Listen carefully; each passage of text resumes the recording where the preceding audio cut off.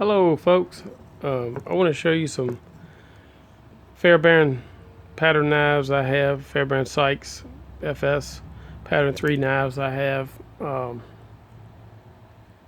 show you the first one I acquired was this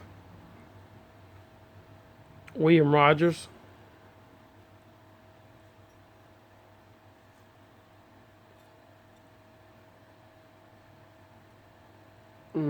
These are nothing special, just a standard pattern 3. William Rogers, Sheffield, England.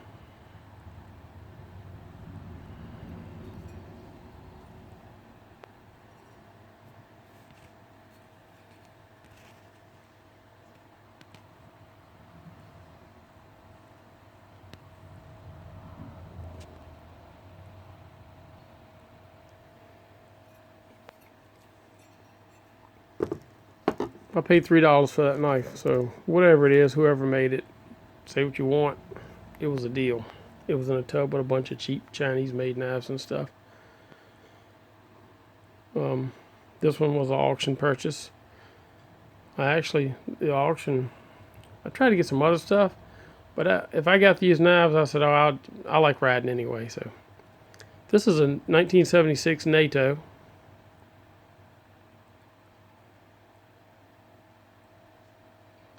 Cross guard is a little thicker than that William Rogers. Both of them will serve the purpose. It's going to be upside down, but 465-8827. There's a 1976 Sheffield, England.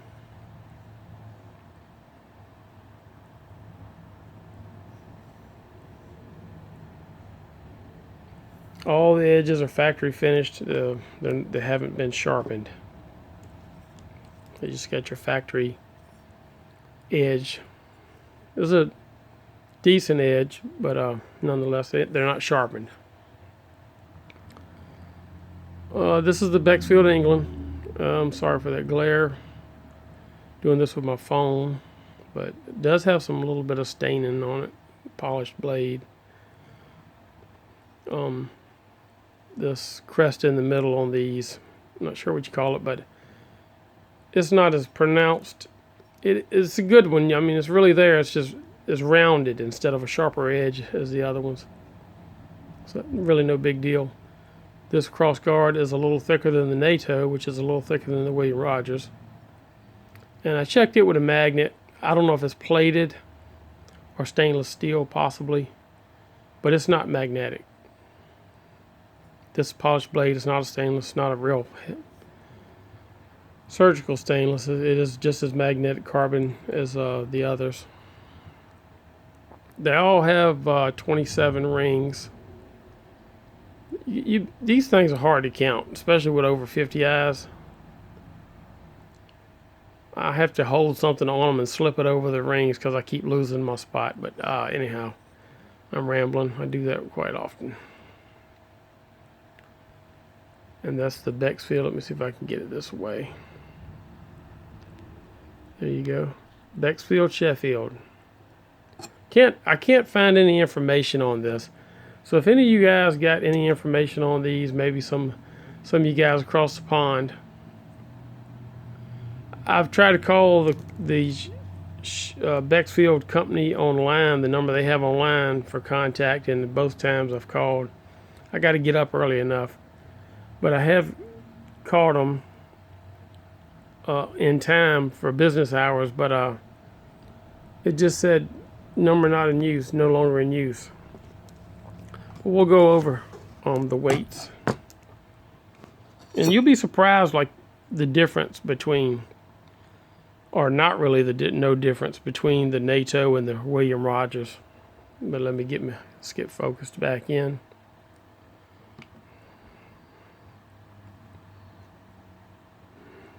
And this is ounces. 8 ounces. 7.9.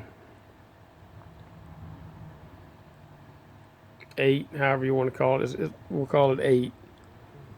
And we'll get the grams. 224 grams. We'll just leave it on grams for now. Now this is the NATO. The first one was the William Rogers. This is the NATO. 227 grams. 8.1 ounces. So they're right there on the money together. A little difference on this one. This is the Bexfield. 7.4.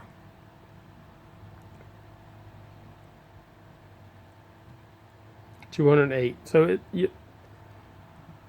I would say they're in parameters for the same style of knife. If you were saying questioning whether it was real or not. Now, this is hard. This is going to be hard for me to do, but I'm going to try to get you.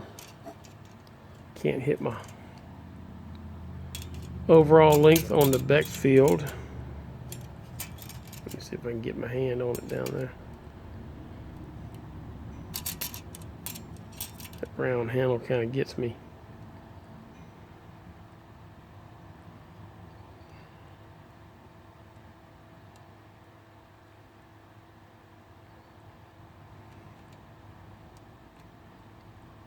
About 9.5 centimeters, or about 11.5 inches. That's the Bexfield. Next we'll do the William Rogers.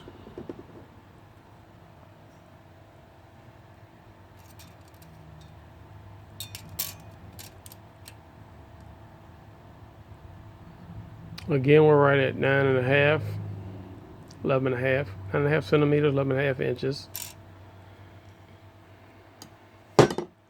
Now the NATO, 1976 NATO, to be precise. Now its total length is a little over 9.5 centimeters, about 11 5/8 inches or so. See if I can get it over there.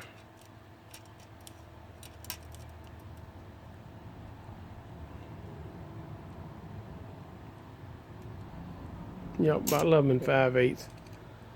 And I think that difference may be in that top nut, the retainer. None of these have any play in them or nothing. The difference in the weight may be for that Bexfield. It has an aluminum handle. The other two are bronze, I believe. That blade may have something to do with it on the Bexfield, but like I say, it's not that enough weight to worry about. But this is my, okay, well, I'll show you just the blades. I'm sorry, I almost forgot. I forget pretty easy. But here's your blade to the cross guard.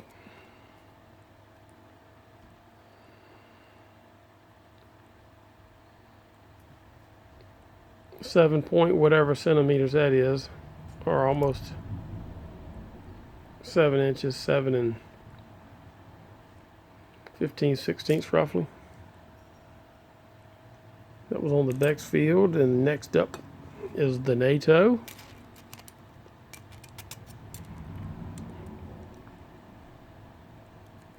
We're right at 7.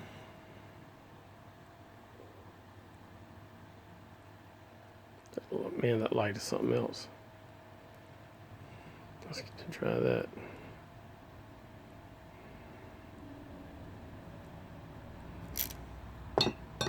Seven on that, and this is the William Rogers. This is button the head right up to the cross guard.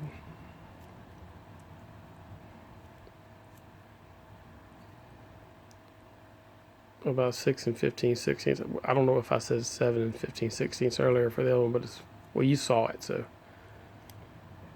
there you go on that. Handles to the cross guard.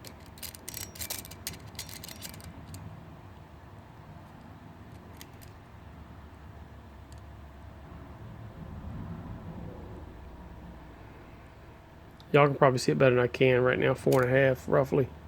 That was on the William Rogers. The NATO.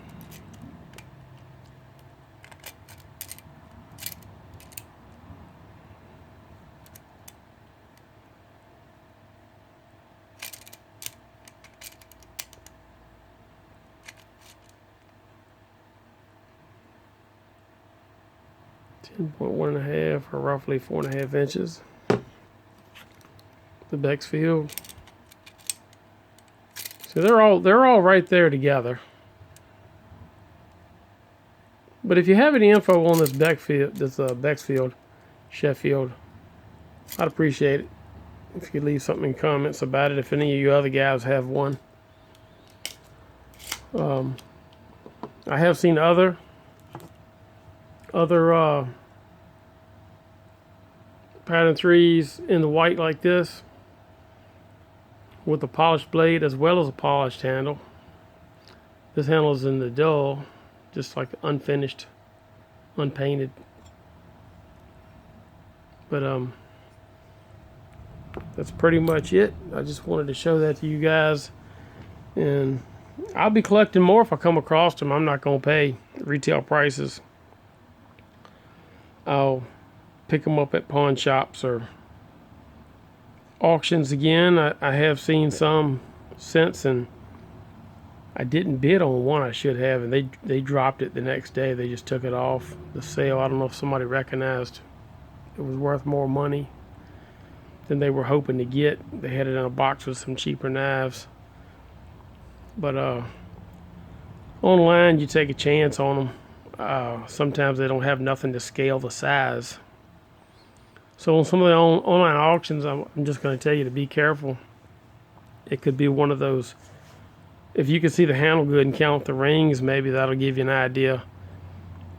But some of the auctions, it could be one of those cheap Pakistani or, well, I shouldn't say cheap Pakistani, because from what I understand, they have made those for their military also, and probably just as good as any of these. So I'm not going to discount them. You know, they're amazing with their ingenuity over there. You got guys in caves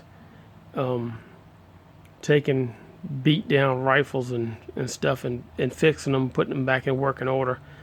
Cities over there actually making firearms by hand, literally beating them out by hand, and they're functioning. I mean, you see the videos of guys just blasting them off in the air, testing them. So, yeah, don't discount their ingenuity over there. The cookeries, look at those. I mean, how long have they been beating those out of just truck springs and everything else, sitting in a little, building a little hut, whatever you want to call it, and some of the probably best made handmade knives in the world, you know. But that's all I've really got to say about the Fairbairn Sykes. I'm not going to go on rambling. I tend to do that a lot these days. So, thanks for watching. If I get some more, I'll put them on here, put them on my site. But I got a couple other videos with knives. I put one up with the cookery, and for some reason I ended up having my Glock 17 on the first thing you see when you click on it, and I should have remade it, but I didn't. I think that's when I first got the one with with the NATO knife. I need to watch back. I may have said how much I paid for it, but I would honestly say I haven't paid over $20 for these two a piece. Or if so, it was real close to the $20 mark, because I'm cheap. I'm a cheap bastard, and I have paid more for knives. I've paid $50.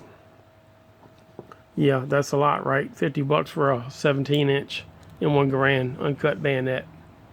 OL, a 10-inch that looked like new. I put marks on it, pulling it in and out of the sheath myself. But yeah, I find deals, and that's the ones I buy is when I find a deal. So, All right, like once again, thanks for watching, and I'll check you guys out next time.